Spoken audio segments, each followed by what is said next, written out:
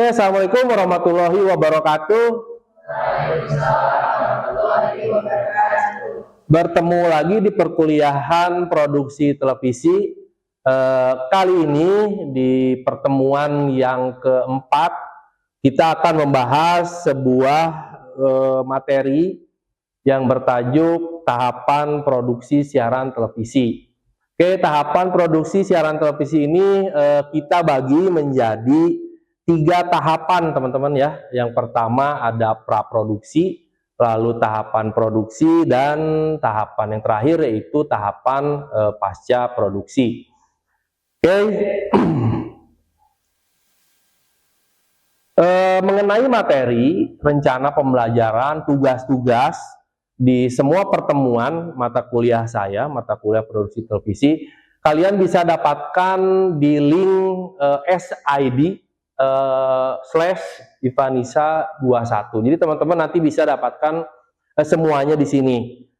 Dengan harapan nanti teman-teman tidak akan bertanya lagi ya, Pak, tugas minggu ini apa, tugas minggu itu apa, semua ada di sini. Jadi silahkan teman-teman buka link ini ya. Oke, di perkuliahan di pertemuan yang keempat ini tentu harus ada tujuan ya dan capaian pembelajaran yang akan teman-teman nanti dapatkan. Ya, yang pertama itu di tahapan yang pertama itu menjelaskan tahapan produksi program televisi dari pra hingga ke pasca produksi. Lalu yang kedua, mengidentifikasi peran tim produksi di setiap tahapan. Lalu yang ketiga, menjelaskan hubungan antara konsep kreatif, teknis produksi, dan hasil siaran. Oke, kita akan masuk ke materi yang pertama, yaitu ini seluk-beluk tentang produksi, teman-teman ya. Mungkin teman-teman di sini ada yang ingin berpendapat dulu. Silahkan, apa sih produksi itu? Silahkan dari teman-teman, mungkin ada yang ingin menyampaikan pendapatnya. Silahkan. Apa itu produksi? Ya teman-teman, kalau misalnya dengar produksi itu kan mungkin yang di kepala teman-teman itu akan yang teringat ya, mungkin ada di produksi-produksi di pabrik atau apa, tapi mungkin ada yang bisa menyebutkan produksi itu apa? Oke, namanya siapa? Oke.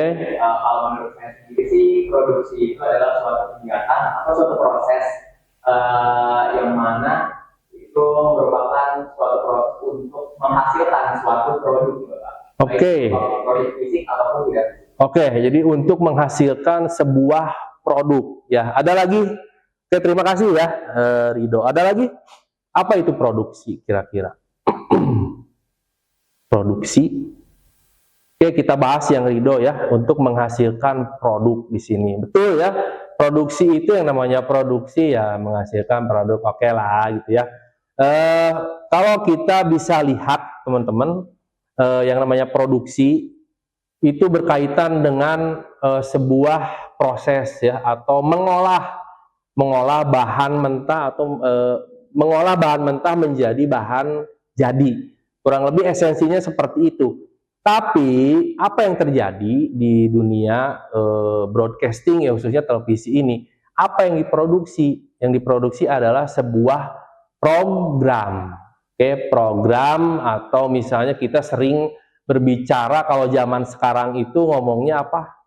Konten Pak katanya ya. Ya itulah yang diproduksi. Oke, kurang lebih seperti itu. Lalu selanjutnya ada gambaran umum.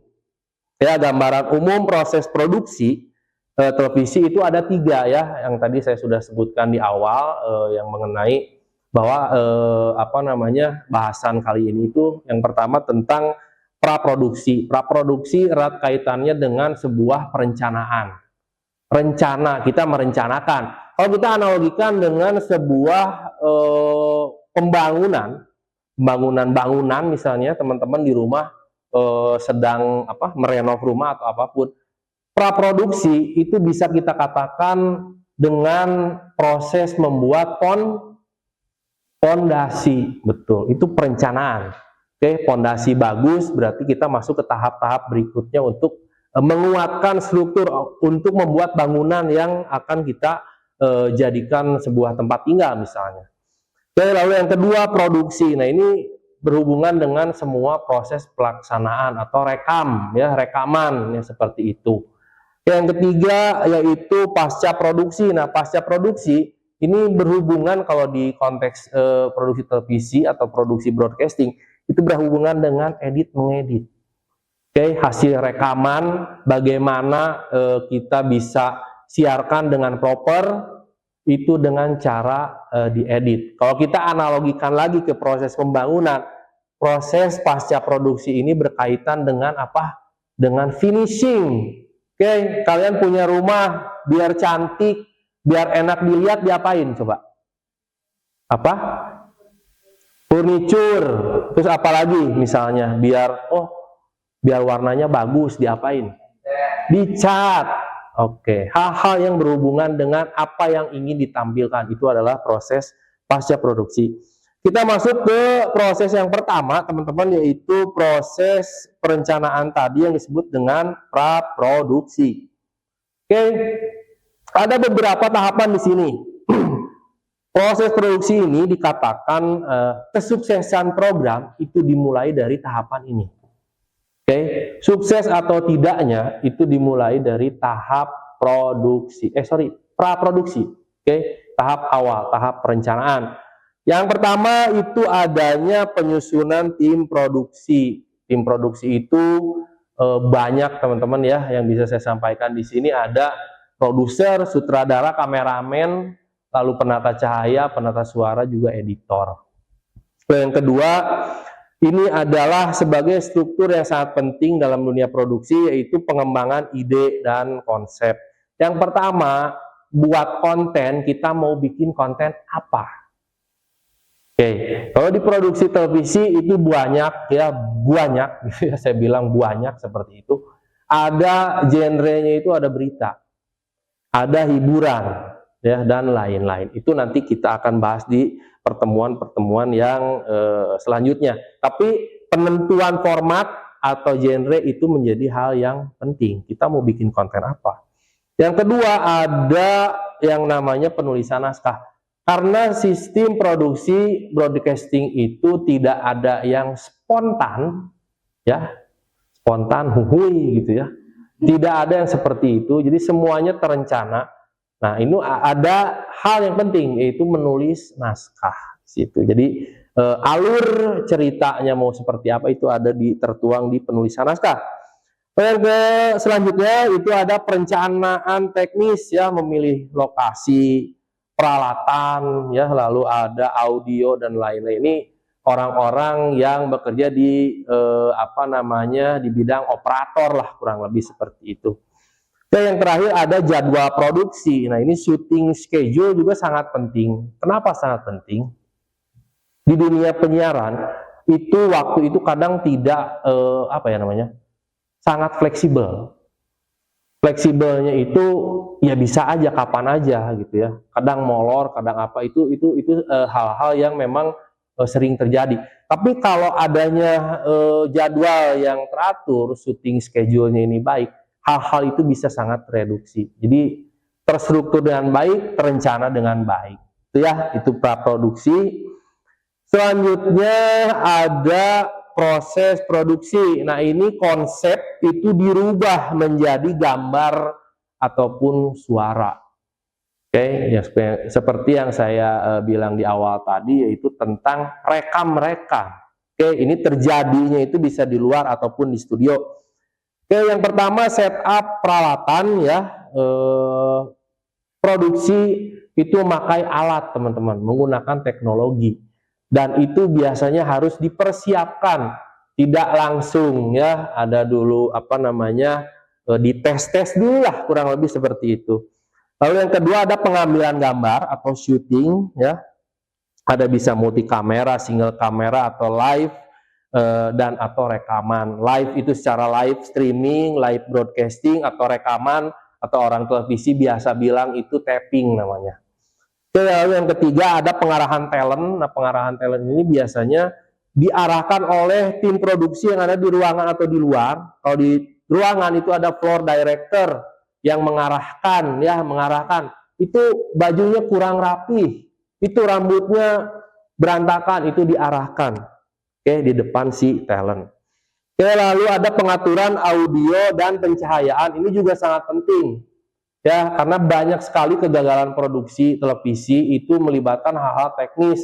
Lagi tapping, lagi rekaman, taunya listriknya mati. Oke, kemarin itu saya lihat di sepak bola kalau tidak salah ya, ada pertandingan apalah saya lupa, lagi main mati lampunya. Itu kegagalan-kegagalan produksi yang berhubungan dengan pengaturan pencahayaan di sini. Ini harus proper sekali. Yang ketiga, yang selanjutnya, itu ada koordinasi tim. Teman-teman, dalam produksi apapun, ya, broadcasting khususnya, itu terdiri dari tim. Banyak. Itu kalau mereka tidak koordinasi, kalau mereka musuhan, nggak jadi. Ya, jadi mereka harus koordinasi dalam produksi, ya, khususnya pra dan pasca pun sama. Mereka harus sering ngobrol. Oke, itu di produksi. Selanjutnya di pasca produksi, ini terakhir.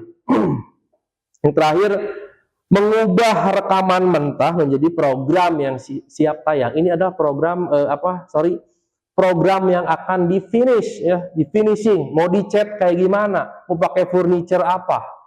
Ini ada di tahap ini. Yang pertama ada editing, ya, pemilihan shot, lalu ada pemotongan transisi dan lain, itu hal yang sangat teknis. Mixing, audio kadang sebuah program itu saya lihat masih sering suaranya kekecilan atau enggak noise, ya, ada suara-suara bocor. Oke, dari situ. Lalu yang tak kalah penting adalah grafis, ya, grafis animasi. Ini penting juga untuk melihat tampilannya secantik apa gitu, ya. Ada opening, ada lower third. Pernah dengar lower third? Lower third belum pernah, ya. Lower third kalau kalian lihat di televisi ada wawancara si A misalnya, diwawancara presiden lah, Prabowo Subianto, di bawahnya Presiden Republik Indonesia. Itu yang tertampil di TV, nama Prabowo dan Presiden, itu adalah lower third. Oke. Lalu selanjutnya ada color grading, ya, menyesuaikan tone warna. Ini juga penting. Ada acara yang tajuknya itu kriminal misalnya, tapi tone warnanya pink. Coba kalian bayangkan. Ya, kayak acara-acara brownies, tapi acaranya misalnya kriminal, pembunuhan, itu kan enggak sinkron. Itu yang harus diperhatikan. Jadi orang-orang editor ini harus punya pemahaman estetika yang baik kalau menurut saya, ya. Jadi harus bisa menyelaraskan apa yang sedang diedit, program apa yang sedang diedit dengan apa yang akan nanti ditampilkan. Karena ini audiovisual loh. Secara visual produksi itu harus menarik, benar ya? Sepakat itu. Jadi kalau kita ngelihatnya menarik secara visual, kita melihatnya itu penasaran untuk menonton lebih lanjut, kurang lebih seperti itu. Yang terakhir ada mastering, ya, hasil akhir program siap untuk siaran atau publikasi digital. Saya masukkan publikasi digital, kenapa?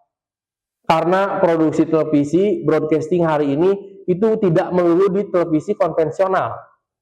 Oke, ada yang live streaming pakai kalian lihat Netflix, atau itu adalah bentuk digitalisasi yang memungkinkan konvensional dalam segi siaran itu ada di dunia digital.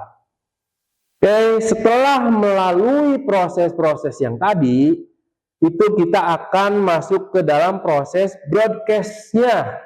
Broadcastingnya secara apa? Yang pertama live broadcasting atau live streaming. Teman-teman ketika Zoom meeting direkam lalu ditaruh ke YouTube, ada platform digital, itu adalah live streaming menggunakan media digital. Ya, kalau live broadcasting biasa kan kita menggunakan tempat, bisa di mana? Di studio, ya, ataupun di luar gitu. Kalau di luar mungkin teman-teman suka lihat acara-acara live report, ya. Live report melaporkan khusus dari tempat kejadian, misalnya Mpok Alpa meninggal gitu, ya. Saya suka nonton gosip juga, jadi sedikit tahu. Itu melaporkan, itu live reporting. Ya, itu di luar. Lalu yang kedua ada recorded broadcasting atau tapping tadi.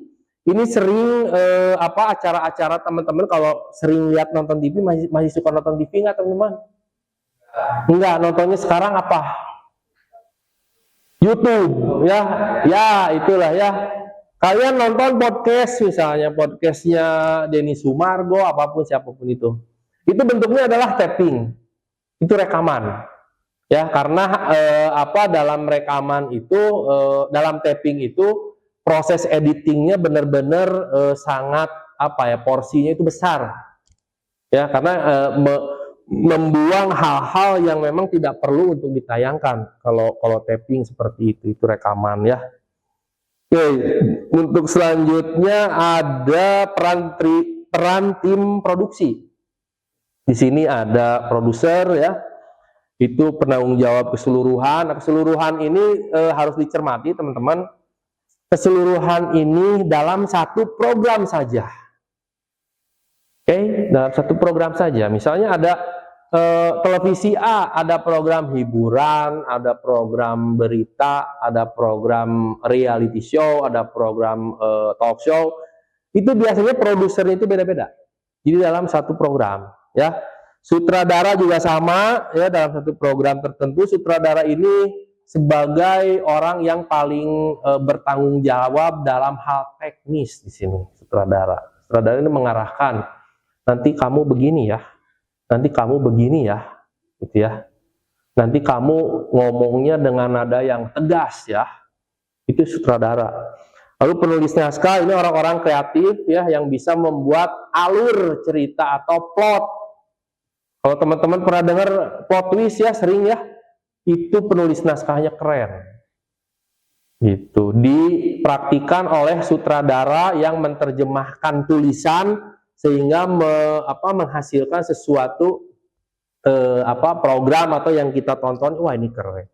Itu adalah penulis naskahnya yang keren ya, plot twist. Yang terakhir, yang nggak terakhir ya, masih banyak. Kameramen ya, mengoperasikan kamera, ini penting juga.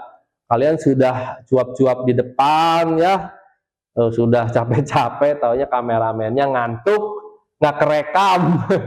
Itu juga kacau ya.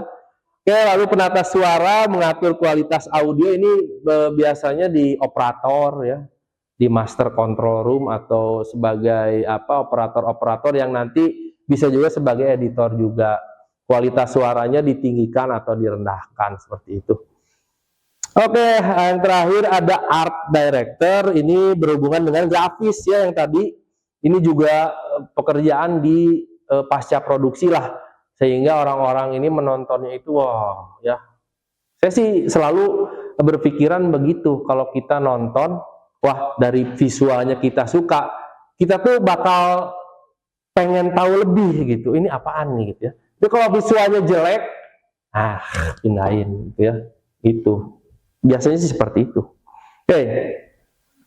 Selanjutnya, ini ada pertanyaan ya. Bagaimana sih produksi yang efektif ya? Gitu. Yang pertama itu ada persiapan matang ya di praproduksi tadi. Jadi kalau fondasi bagus itu mengurangi masalah itu biasanya di saat-saat produksi yang lain ya. Lalu komunikasi yang jelas antara anggota tim, kayak ini penting juga. Tim produksi itu banyakan. Kalau semuanya musuhan nggak jadi produksi. Jadi koordinasi. Ya, orang-orang broadcast itu harus koordinatif, komunikatif, nggak cicing baik gitu ya. Jadi harus benar-benar proaktif lah gitu. Lalu fleksibilitas menghadapi kendala teknis, ini juga sangat penting. Di tim produksi itu memang mempunyai job desk masing-masing di situ ya. Ada kameramen apa. Tapi dalam pelaksanaannya, plot twist yang terjadi dalam produksi itu sering terjadi.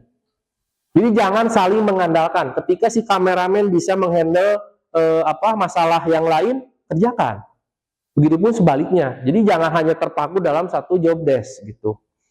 Lalu yang terakhir ada konsistensi standar teknis. Nah, ini soal estetika. Produksi televisi itu selalu berkembang ke atas ya dalam hal standar teknis dan estetika. Produksi televisi di zaman saya dulu masih kuliah, secara visual itu sangat berbeda dengan yang sekarang. Jadi standarnya itu nggak turun gitu ya, selalu naik. Dari segi estetika apapun, berarti kan mereka meng-hire orang-orang yang memang sangat berkompeten itu untuk lebih bisa disajikan lebih baik lah secara pandangan mata gitu ya, kurang lebih seperti itu. Oke, kesimpulan di sini. Ada proses produksi televisi itu adalah rangkaian kerja tim yang sangat terstruktur ya, dari mulai perencanaan pra sampai pasca itu ada proses dari hulu ke hilir, jadi tidak berdiri sendiri. Tahapan praproduksi, produksi dan pasca produksi itu saling terkait, betul. Tidak ada program siaran yang dihasilkan hanya dari pasca produksi, ada nggak? Nggak ada ya. Ada siaran televisi tapi prosesnya hanya praproduksi, ada nggak? Tidak ada. Jadi semuanya saling terkait. Oke. Keberhasilan tayangan itu ditentukan oleh yang pertama tadi apa? Perencanaan. Lalu eksekusi. Oke. Lalu yang terakhir adalah kreativitas. Ini yang berhubungan dengan proses yang terakhir apa? Pasca produksi. Oke, sampai sini silahkan ada yang ingin bertanya. Saya mau nanya, Bapak. Oke, boleh.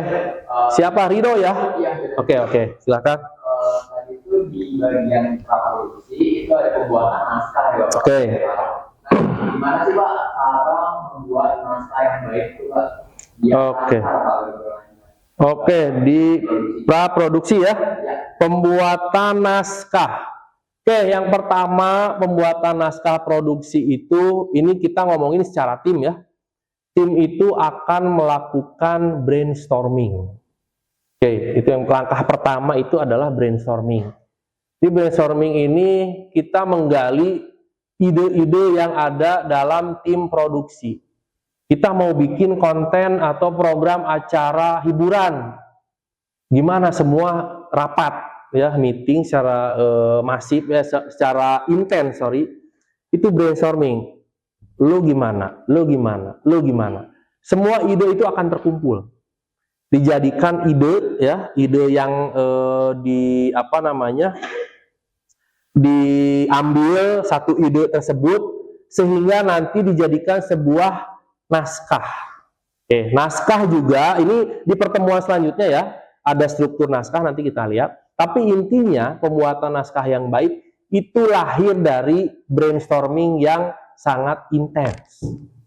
Gitu. Jadi nggak ada misalnya tim produksi ini 10 orang, idenya cuma dari satu orang, nggak ada biasanya. Jadi semuanya mengutarakan ide, tapi kenyataannya yang terjadi apa? Misalnya nih rapat gitu ya, 10 orang. Coba lu gimana? Gue ngikut aja deh. Biasanya kayak gitu kan, nggak mau ribet. Ya gue sepakat sama ini, gue sepakat sama itu. Nggak, sebaiknya nggak kayak gitu. Jadi semua orang itu berkontribusi dalam sebuah ide. Gitu. Jadi naskah itu dimulai dari ide dulu. Nah, ide ini diambil dari apa? Dari brainstorming. Jadi itu intinya. Itu naskah diolah dengan struktur-struktur ya, nanti di pertemuan selanjutnya. Jadi intinya seperti itu, Rido. Oke, terima kasih. Ada lagi silahkan. Silahkan, ada yang ingin ditanyakan lagi? Ya, boleh. Siapa namanya? Oh, Rido lagi. Ada Rido. Oke, silakan. Rido yang kedua. Apa sih perbedaan dari produksi redaksi dan produksi? Oke, ini sering mungkin teman-teman ya, ketika nonton ya, entah di YouTube atau pokoknya produksi konten lah, kan ada penanggung jawab gitu ya, gitu. Terus ada produser, itu berbeda.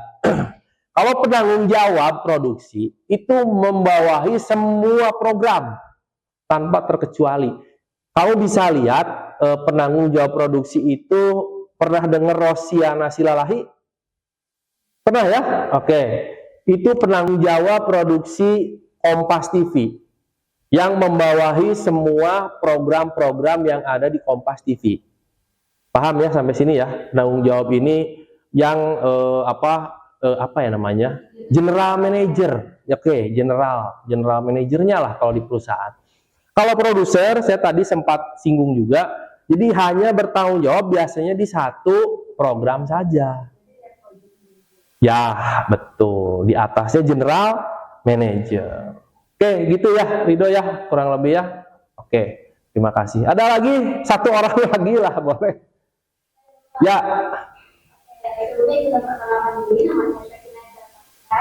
Izin bertanya Pak, bagaimana proses pasca produksi secara live broadcast atau secara Oke, pasca produksi. Iya, secara live broadcast. Bagaimana prosesnya gitu? Oke, pasca produksi di live broadcast. Oke, ini juga pertanyaan yang sangat bagus ya. Oke, kita pahami teman-teman, di pasca produksi itu kita menentukan pemilihan shot, intinya edit mengedit, begitu ya. Oke, nah jadinya apa kabar edit mengedit kalau lagi live, gitu ya kurang lebih ya.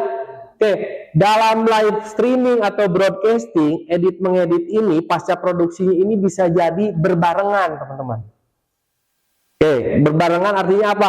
Ketika sedang live streaming, saya contohkan tadi di lower third. Kan kalau misalnya rekaman nih, videonya udah ada, terus diedit pakai lower third. Misalnya Ivan Isafatoni, bawahnya apa gitu ya. Tapi kalau dalam live itu berbarengan. Berarti orang pasca produksi ini, si edit mengedit ini sama orang grafis itu duduk berbarengan. Yang grafis dia menentukan lower third, menentukan grafis tampilan ya. Yang lain kerja bareng. Jadi kerja barengnya ini pasca produksi ini barengan dengan produksinya jadinya. Itu bedanya dengan taping kan beres dulu tuh sampai pasca produksi, sampai rekamannya jadi. Terus diedit, terus disiarin kan gitu. Kalau live barengan. Gitu. Oke? Ya, oke, terima kasih. Namanya siapa? Syakina. Oke, terima kasih Syakina. Oke ya, itu materi sampai pasca produksi. Oke, ini ada tugas untuk minggu depan teman-teman ya yang harus dikerjakan. Ini ada tugas mandiri. Ya, tugasnya teman-teman silakan mereview artikel, buku atau jurnal yang berisi tentang topik, tema atau kasus produksi siaran televisi.